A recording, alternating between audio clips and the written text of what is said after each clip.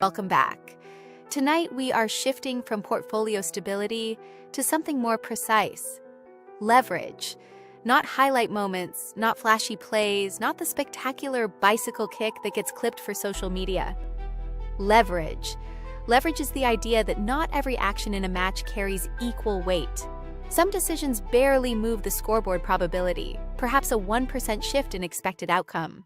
Others swing the entire match by 15, 20, 30% in an instant. Elite players are not just more skilled in terms of mechanical execution or reflex speed. They are better at identifying leverage moments and structuring their squad so those moments favor them systematically, repeatedly, across the full 90 minutes. If that mindset resonates with you, if you understand that sustainable climbing requires systems rather than sporadic brilliance, do the simple but powerful actions that keep this space growing. Follow, subscribe, like. Share it with someone who wants to climb intelligently, who understands that rank is built in the margins, not the miracles. Support it if you want these sessions to continue at this level of depth and precision. Now, let us define tactical leverage in eFootball 2026 with absolute clarity. A leverage moment is any action that meaningfully alters the probability of the next 5 minutes of play. It is not just the shot, though shots can certainly be leverage moments. It is not just the tackle, though tackles matter enormously. It is the sequence pivot, the decision that changes the trajectory of possession, the structural adjustment that compresses or expands space, the tempo shift that forces the opponent into unfamiliar rhythms. For example, the pass that breaks the first press. When you receive under pressure and find the one angle that bypasses two pressing players, you have not merely retained possession, you have destabilized their defensive structure and created a 5-second window where their shape is compromised. The interception that prevents a transition. This is negative leverage, preventing the opponent from gaining positive leverage, but it is leverage nonetheless. One clean read of a pass can nullify 3 minutes of their territorial dominance, the early shot that forces a keeper spill. Even without scoring, you have created chaos in their defensive third, forcing defenders to turn toward their own goal, creating second ball opportunities, compressing their shape into emergency mode. The decision not to overcommit. Sometimes the highest leverage action is restraint, staying home when instinct screams to chase, maintaining shape when the crowd demands aggression. Most players only notice goals. They watch the scoreboard and react to the net bulging. Elite players notice leverage. They see the game as a series of probability inflection points, and they position themselves to win more of those inflection points than they lose. So tonight we build the tactical leverage system, a comprehensive framework for seeing, creating, and controlling these moments across every phase of play. There are 5 leverage zones in every match, and we are going to treat these like pressure valves in a complex system. When one zone is compromised, pressure builds elsewhere. When all 5 are functioning, you control the match even without controlling possession statistics. Zone 1. First exit under pressure. When you win the ball near your own box, whether from a tackle, an interception, or a goalkeeper collection. That first decision either stabilizes or destabilizes the match for the next several minutes. If you force progression immediately, playing the Hollywood pass up the line or trying to beat the first press with a dribble, you are gambling with leverage. Sometimes it works. More often, you concede possession in a dangerous zone, face immediate pressure again, and expend defensive energy recovering shape. If you recycle and rebuild shape, you compress risk. You deny the opponent the immediate repress. You allow your fullbacks to push into position. You let your pivot find the correct angle to receive. You create time. The elite rule is simple and hierarchical. First exit protects structure. This is non-negotiable. The ball must find safety, usually to the pivot or a center back, with the explicit purpose of organizing defensive shape. Second exit advances territory. Once structure is secure, you look for the pass that moves you into midfield, that shifts the point of attack, that begins to ask questions of the opponent's shape. Third action seeks advantage. Only after structure and territory are established do you look for the penetrating pass, the half-space entry, the shot. If you skip the first layer, if you try to go from defensive third to attacking third in one action, you increase volatility exponentially. You are essentially betting that your individual skill will overcome their collective pressure. Sometimes you win that bet. Over 30 matches, you lose more than you win, and your rank reflects that variance. Zone 2. Midfield direction switch. This is not a long diagonal for the sake of width. It is not switching play because you have run out of ideas in the center. It is a rhythm breaker, a deliberate disruption of the opponent's defensive synchronization. When you switch direction at the right time, you force defensive reorientation. That reorientation is leverage. The defender must turn his hips. The pivot must slide across to cover new space. The fullback must choose whether to press the wide receiver or maintain his position in the back line. Every defensive action in response to a switch consumes cognitive resources and physical positioning. The mistake most players make is switching without scanning. They receive the ball, see space on the opposite flank, and play the pass immediately.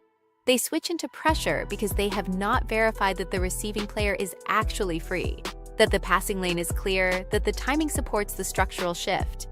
The correct switch occurs when three conditions align. The near side is compact. Their players have compressed toward the ball, leaving space elsewhere. The far side is isolated. You have a player in space with time to receive and progress. Your balanced side player is not overcommitted. The player who will receive the switch has not already pushed too high, too wide, or too centrally to effectively use the space. When these three conditions meet, the switch becomes a leverage multiplier. When they do not, it becomes a turnover risk. Zone 3. Half-space entry. Half-space entry is the most powerful attacking leverage in modern eFootball. It is not about dribbling flair or step-over combinations. It is about geometry and timing. The half-spaces are the channels between the opponent's fullback and center-back, between their defensive midfielder and the back line. When you enter this zone correctly, whether through passing or dribbling, you compress defenders into awkward body positions. Center-backs are forced half-turned, unable to see both ball and runner.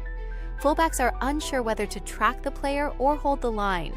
The defensive midfielder is invariably late to the space because he is occupied with central threats.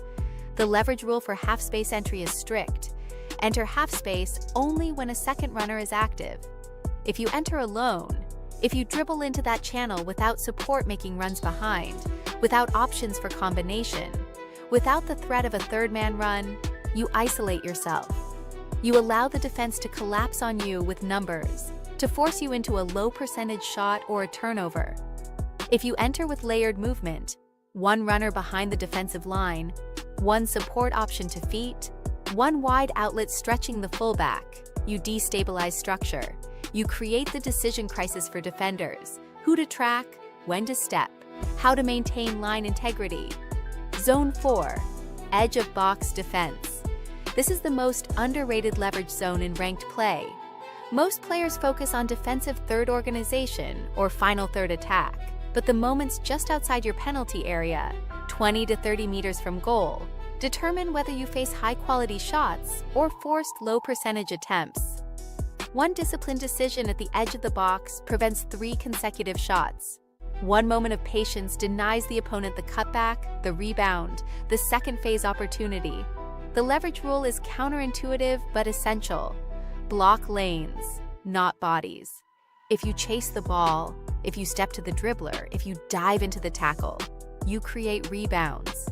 You open space behind you. You force your teammates to cover your aggression, stretching the defensive band beyond its elasticity limits.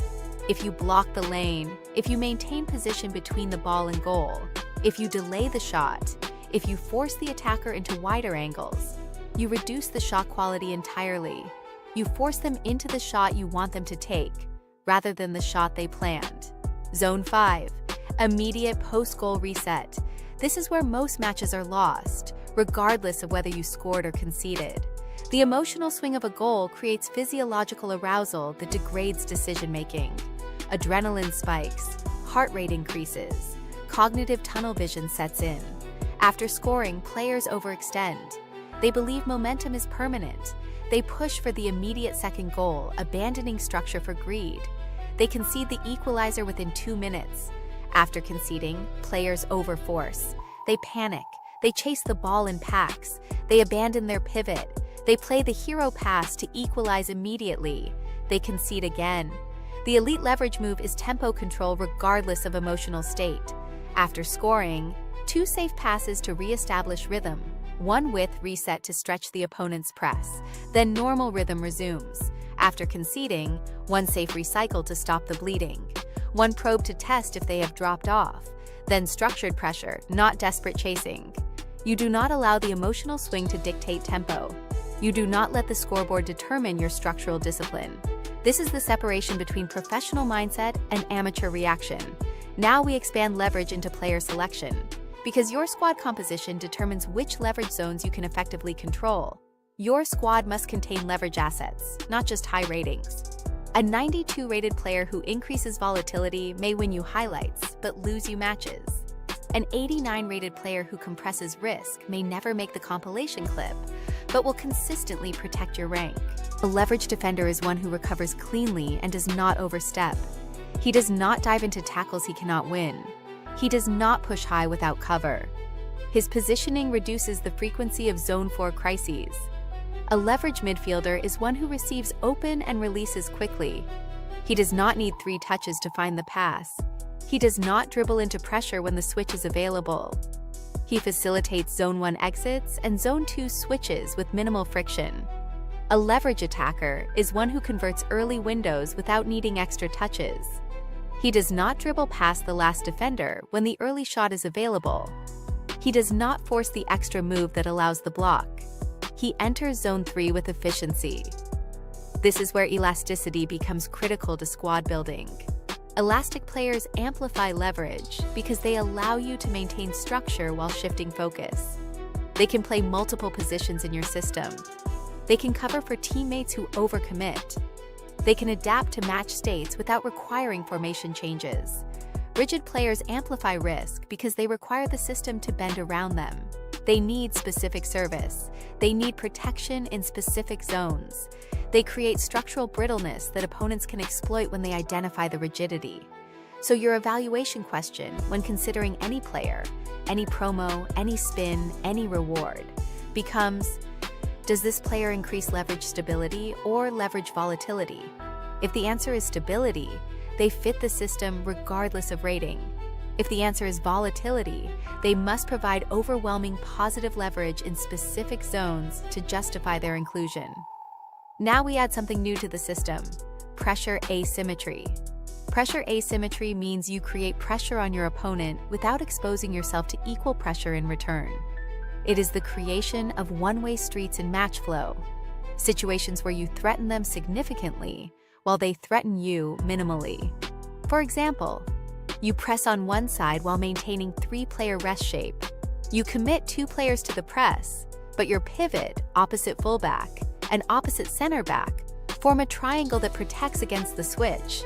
You attack one flank while your weak side remains balanced. You overload the right half space with 3 players, but your left fullback tucks in, your left winger holds width defensively, and your pivot shifts to cover the central lane. You overload the box for a cross, but keep your pivot outside it. You create the aerial threat while maintaining the second ball control. That asymmetry creates leverage because you are investing less risk than your opponent. You are threatening more than you are threatened. If you want a simple, actionable version of this principle, never attack and press with the same intensity simultaneously. Choose one. If you are pressing high, your attack should be conservative, safe passes, maintain shape, no overextension. If you are attacking with numbers, your press should be conservative, mid-block, delay rather than chase, maintain rest shape. Trying to maximize both simultaneously creates the vulnerability that elite opponents exploit. Now let us talk about momentum compression. Momentum compression is the act of reducing the opponent's psychological surge. It is the deliberate interruption of their rhythm when they have found flow. If they win 2 duels in a row, you slow the match. You take an extra touch. You play a safe pass rather than forcing progression. You break their rhythm intentionally. If they score, you recycle twice before advancing. You deny them the immediate repress opportunity. You force them to defend organized possession rather than transition chaos. If they press successfully once, you bounce and reset rather than challenging again immediately. You do not engage in the duel they have proven they can win. You change the question. You compress momentum so it does not cascade. You prevent one successful action from becoming 3, from becoming 5, from becoming a match-defining run. This is elite match management. Now I want to introduce a completely new practical tool for your development: the leverage audit. After every match, write 3 lines. What was the single highest leverage moment? Did I win or lose it? What structural rule influenced that outcome? This trains your perception to identify leverage in real time. Most players cannot describe why they lost. They blame the game, the opponent, the lag, the scripting. You will know precisely which decision, which zone, which structural failure determined the outcome. Over 10 matches, patterns emerge. You will discover that you consistently lose leverage in Zone 4, or that you win Zone 2 but fail to convert it in Zone 3. You will have data rather than feelings. Now we connect leverage to promo rotations, because the transfer market is where theory meets practice. When you see new epic defenders, ask, do they increase leverage in Zone 4? Do they block lanes rather than chase bodies? Do they recover cleanly without overstepping? When you see new big-time midfielders, ask, do they improve leverage in Zone 1 and 2? Do they facilitate clean exits? Do they switch direction effectively under pressure? When you see new Showtime attackers, ask, do they convert leverage in Zone 3 without increasing volatility? Do they finish early windows? Do they enter half space with intelligence? If the answer is yes, the card fits your leverage system. If the answer is no, it is cosmetic. It may raise your team strength number, but it lowers your structural integrity. Now we move into advanced application, the leverage loop. During a match, cycle through this internal loop continuously. Protect structure. Is my shape correct? Are distances between players appropriate? Is the rest defense organized? Identify imbalance. Where is the opponent stretched? Which defender is half-turned? Which space is opening? Apply controlled pressure. Attack the imbalance with numbers appropriate to the risk. Do not overcommit. Do not abandon structure. Reset if unstable. If the pressure fails, if the pass is cut out, if the dribble is blocked, immediately return to structure protection. Do not chase the second ball if it requires abandoning shape. Do not chase highlight moments. Do not force the spectacular. Force leverage repetition. Win more zones than you lose. The scoreboard follows. Now let us address something most competitive players misunderstand. Aggression is not leverage. Control is leverage. Aggression without structure amplifies opponent probability. When you press without rest shape, you create the transition opportunity for them. When you tackle without cover, you create the space for their runners. Control with timing amplifies yours. The patient team that strikes when the opponent's structure is compromised wins more consistently than the team that creates chaos for both sides. So the elite question mid-match becomes, where is the smallest adjustment that produces the largest shift? Sometimes it is a pressing trigger change, pressing their pivot instead of their center backs. Sometimes it is instructing your fullback to remain conservative, denying the wide switch that has been beating you. Sometimes it is shooting earlier, converting the half-space entry before the block arrives. Sometimes it is not pressing at all, dropping into a mid-block to deny their transition strength. Leverage is efficiency. It is the maximal outcome from the minimal structural adjustment, and this is where the tactical leverage system becomes powerful in practice. It makes you calm under pressure. When you know the 5 zones, when you know your reset rules, when you know your asymmetry discipline, you do not panic when conceding. You do not get greedy when leading. You operate according to system principles, and the system produces outcomes over time. If this is giving you clarity, reinforce the channel with action. Follow, subscribe, like, share, support. This is how intelligent communities grow, through shared commitment to improvement rather than entertainment alone. Now we extend leverage into endgame control. Last 15 minutes. Most players think attack more equals win more. They see the clock and believe that increased activity produces increased probability. Wrong. Endgame leverage is about probability protection based on match state. If leading, lower variance. Reduce the number of high-risk actions. Maintain rest shape even when tired. Shoot only clean windows. Do not force shots from distance. Force opponent into low-value crosses. Let them have the wide areas where they are least dangerous. Deny them the central penetration where they are most dangerous. If drawing, increase leverage in zone 2 and 3 specifically. Not everywhere. Do not abandon defensive structure, but prioritize the direction switch that isolates their tired fullback. Prioritize the half-space entry that creates the late chance. Target the zones where one success ends the match. If losing, increase tempo selectively. Push numbers forward, but never abandon the pivot hinge. Never become so stretched that one clearance becomes their third goal. Maintain the structural backbone even in desperation. Now we add one final elite layer for comprehensive understanding: decision framing. Every decision in a match can be categorized into 4 types: high leverage, positive, actions that significantly increase your probability of winning; a clean half-space entry with support; a defensive block that prevents a certain goal; a switch that creates a 3-on-2. High leverage, negative, actions that significantly decrease your probability of winning; a central turnover while stretched; a double commit that leaves the back line exposed; a reckless tackle that concedes a set piece in a dangerous zone. Low leverage, positive, actions that help slightly but do not change match trajectory; a safe pass under no pressure; a tackle in the opponent's half when they were not threatening; a shot from an impossible angle that results in a corner. Low leverage, negative, actions that hurt slightly but are not catastrophic; a slightly misplaced pass that is easily recovered; a missed interception that does not change the defensive situation. Your goal is to maximize high leverage positives and eliminate high leverage negatives. You accept low leverage positives as the foundation of play. You minimize low leverage negatives through basic competence: a central turnover while stretched, high leverage negative, never acceptable; a safe recycle after pressure, low leverage positive, necessary but not sufficient; an early clean shot, high leverage positive, the moment to be aggressive; a dribble in your defensive third, high leverage negative, unnecessary risk. This mental framing rewires how you see the match. You stop chasing low leverage positives, the extra dribble that looks good but changes nothing. You stop committing high leverage negatives, the desperation tackle that ends the match, and your win rate stabilizes. You become the player who wins through consistency rather than variance. Now I want you to run this system for 10 matches with discipline. Before each match, identify which leverage zone you will prioritize. Choose one zone to focus your attention. Do not try to master all 5 simultaneously. During each match, use the reset rule after goals. Follow the post-goal protocol regardless of emotion. After each match, run the leverage audit. Write the 3 lines. Build the data.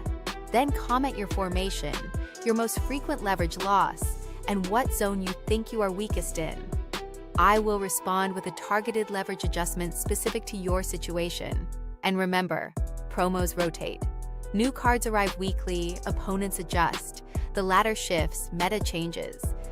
But leverage principles do not change. Geometry does not change. Probability does not change. Structure does not change. Control leverage, control probability, control outcomes. Continue the discipline. We now move deeper. Because once you understand leverage conceptually, the next evolution is engineering it intentionally across 90 minutes. Most players experience leverage. They have moments where they feel the match shift, where they sense opportunity or danger. Elite players manufacture it. They create leverage through systematic pressure, rather than waiting for it to appear. There is a difference between recognizing leverage and creating it. Manufacturing leverage means you create repeatable situations where the opponent must make high-stress decisions while you remain structurally calm. You force them into the uncomfortable body positions. You make them defend the switches. You compress them into the half-space dilemmas. You do not wait for these moments. You engineer them through tempo and positioning. And that begins with something we have not yet discussed in sufficient depth: tempo layering. Tempo layering is the deliberate alternation between controlled circulation and sudden acceleration. It is not random. It is not emotional, speeding up because you are excited, slowing down because you are tired. It is strategic and premeditated. Most ranked players operate at one speed. They either rush constantly, playing every pass forward, pressing every moment, creating chaos that favors the more organized opponent, or they recycle constantly, moving the ball sideways and backward without ever threatening, allowing the opponent to set their defensive block perfectly every time. Both are predictable. Both allow the opponent to settle into defensive rhythms. When you layer tempo correctly, you create cognitive fatigue in your opponent. You force them to switch mental modes repeatedly. You make them defend patient circulation, tracking runners, maintaining shape, staying disciplined. Then suddenly force them to defend transition speed. Then you return to circulation, allowing them to relax slightly before accelerating again. Here is the structure. Layer 1. Circulation. You move the ball without forcing entry. You probe. You shift the point of attack. You draw their shape toward one flank. You create the compression that will eventually open space elsewhere. Layer 2. Compression. You draw their shape inward or toward one flank specifically. You use the near side options to pull their fullback and winger toward the touchline. You use your pivot to pull their midfielders centrally. You create the density that will make the subsequent switch effective. Layer 3. Acceleration. You attack the weak seam created by compression. The switch finds the isolated wide player. The half-space entry occurs against the half-turn defender. The shot comes before the block arrives. This is the burst. Layer 4. Reset. You immediately stabilize if the acceleration fails. This is what most players forget.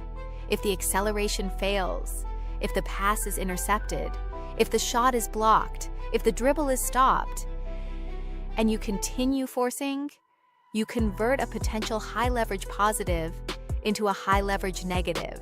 You create the transition opportunity for them.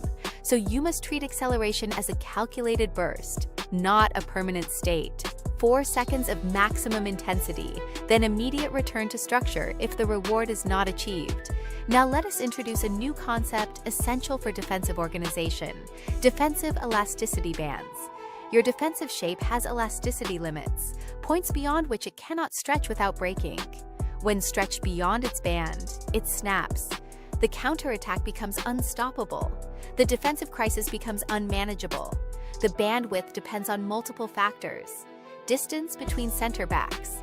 If they are too wide, the channel opens. If they are too narrow, the wide area is open. Pivot proximity. If your pivot is too high, the space between defense and midfield becomes a highway. If too deep, he cannot pressure the ball. Fullback depth. If fullbacks push high simultaneously, the wide channels behind them become exposed. Opponent width. If they stretch the pitch with wingers hugging touchlines, your horizontal coverage is tested. If your fullback pushes high while your pivot is late recovering, the band stretches. If your center back steps to press while the other remains deep, the band stretches. When two stretches occur simultaneously, a fullback high and a center back stepping, or a pivot pressed and a fullback caught upfield, you are in a danger band. The probability of conceding spikes dramatically. The elite correction is preemptive narrowing. Before the opponent switches, you compress horizontally. Before they isolate the wing, you slightly delay your fullback's push. Before they counter, you drop your pivot half a meter deeper to close the lane. Elasticity management reduces chaotic defending. It prevents the emergency tackles, the desperate blocks, the last-ditch defending that looks heroic but indicates systemic failure. Now we shift to offensive geometry stacking. Geometry stacking is the act of creating layered angles in one attacking lane, so the defender cannot close all options at once. It is the multiplication of threats in a compressed space. For example, If you attack the right half space, you want 4 angles simultaneously available. One runner behind the defensive line, threatening the through ball. One support behind the ball, offering the security passive pressure arrives. One wide outlet stretching the fullback to the touchline. One central pivot option for the cutback or switch. That is 4 angles. The defender can close 1, perhaps 2, but he cannot close 4. If he steps to the runner, you play to feet. If he covers the support, you play the through ball. If he maintains width, you enter the half space. If he collapses centrally, you find the wide outlet. Most players attack with 1 angle. They enter the half space alone, or they run the channel without support, or they stand at the edge of the box waiting for service. That is why they lose the ball and concede transitions. The defender has only one decision to make, and he makes it correctly. Stacking geometry multiplies decision pressure, and decision pressure creates leverage through defensive hesitation. Now, I want to give you something extremely practical and measurable: the 12-second rule.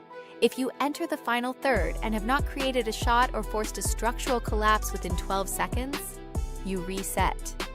Why 12? Because beyond that, your structure begins to thin unconsciously. Your fullbacks creep higher, drawn by the attack. Your pivot steps forward, hoping to create the extra option. Your center backs drift higher, compressing the space. And suddenly your rest shape is vulnerable to the clearance, the interception, the tackle that launches their counter. The 12-second rule prevents desperation progression. It forces you to recognize when the moment has passed, when the defense has set, when continued probing creates more risk than reward. If you apply this consistently, you will concede fewer counters instantly. Your defensive record will improve not because you defended better, but because you attacked smarter. Now let us discuss opponent energy drain. Energy drain is not stamina. It is not about running them until their stamina bar depletes. It is decision fatigue. Every time you force your opponent to defend a direction switch, track a runner they did not anticipate, or block a lane without immediate reward, you increase their mental load. You force them to make correct decisions repeatedly under pressure. Mental load produces late reactions. Late reactions produce half steps. Defenders caught between 2 decisions, committing to neither. Half steps produce clean entries for you. Clean entries produce high leverage positives. This is why circulation is not passive. You are not wasting time when you recycle possession. You are increasing cognitive cost. You are forcing them to maintain concentration without the release of action. You are tiring their minds, which eventually tires their legs through hesitation and indecision. Now we elevate the conversation again. We introduce leverage sequencing.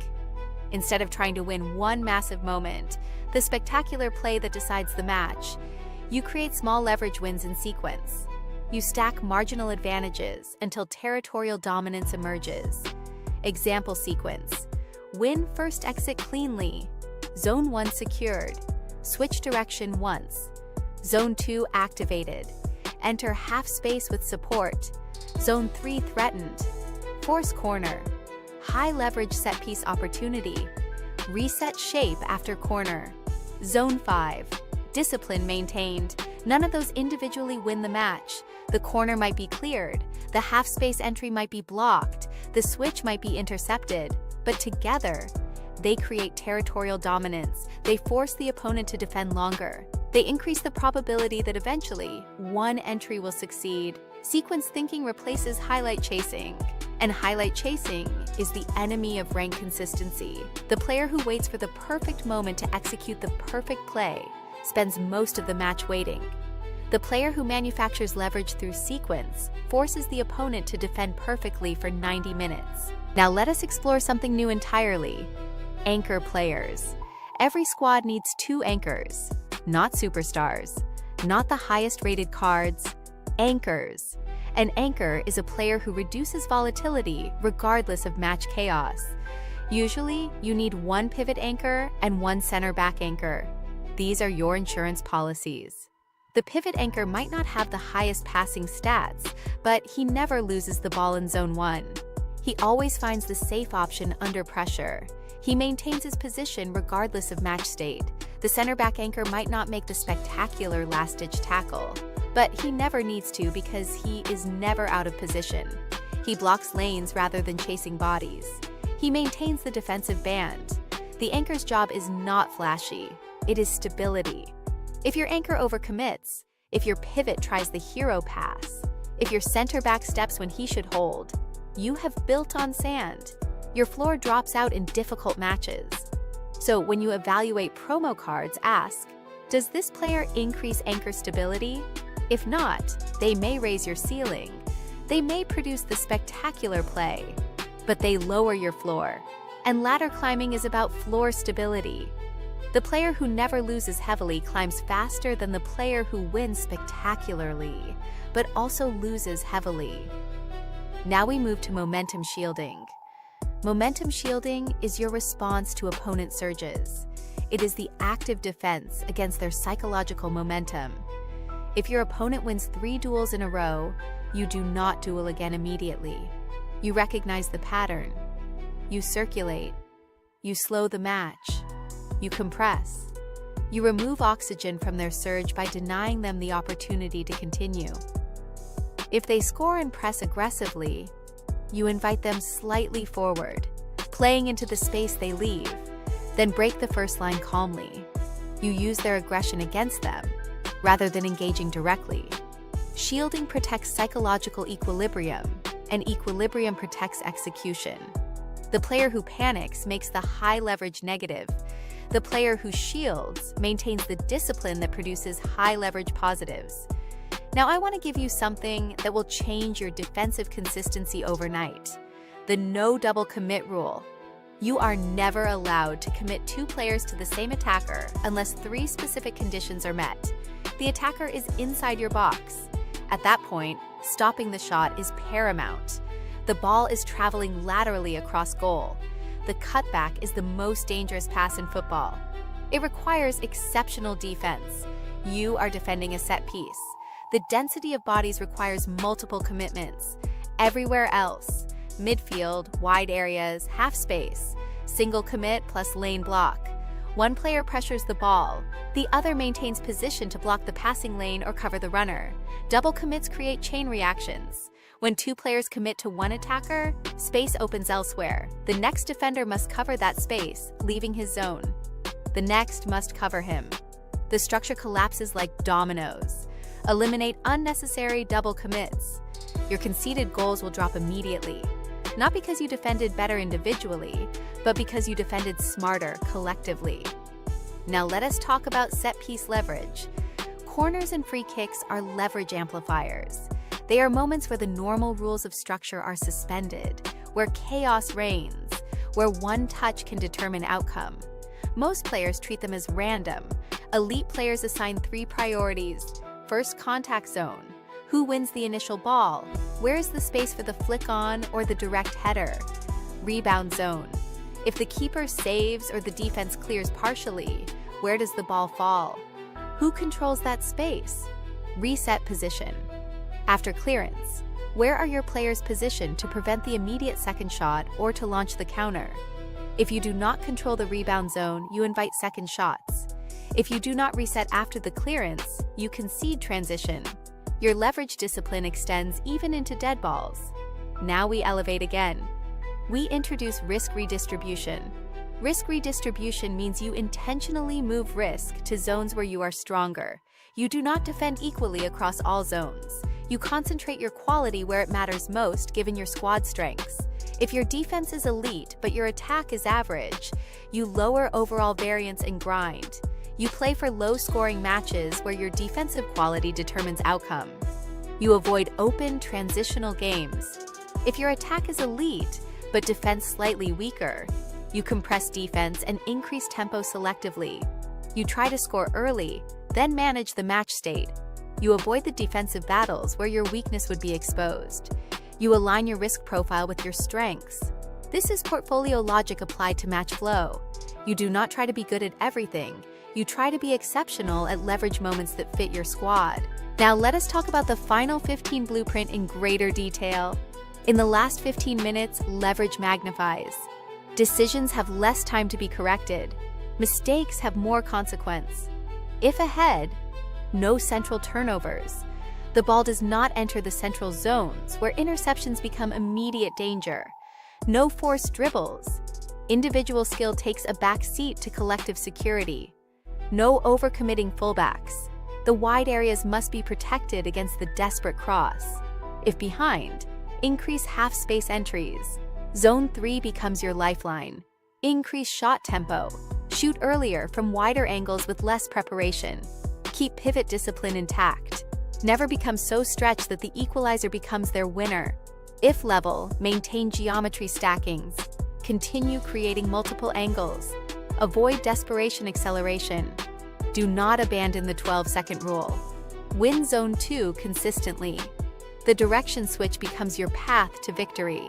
And now we add one final advanced layer for tonight. Decision pre-commitment. Before kickoff, you pre-commit to 2 rules.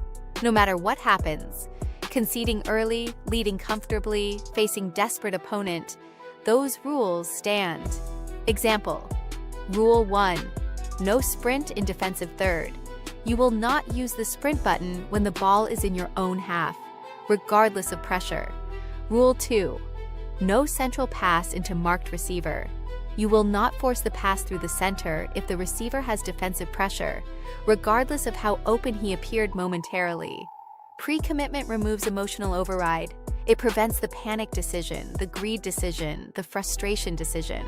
Because the latter is not lost in tactics, it is lost in discipline collapse. The player who abandons their system when stressed loses more than the player with inferior tactics, but superior consistency. If you made it this far, I want you to take this seriously. Run this tactical leverage system for the next 10 ranked matches. Before each match, choose one leverage zone focus. Write it down. Commit to it. During each match, apply tempo layering and elasticity control. Feel the rhythm of the match and manipulate it. After each match, run the leverage audit. Build the data. See the patterns. Then come back and comment. Your formation.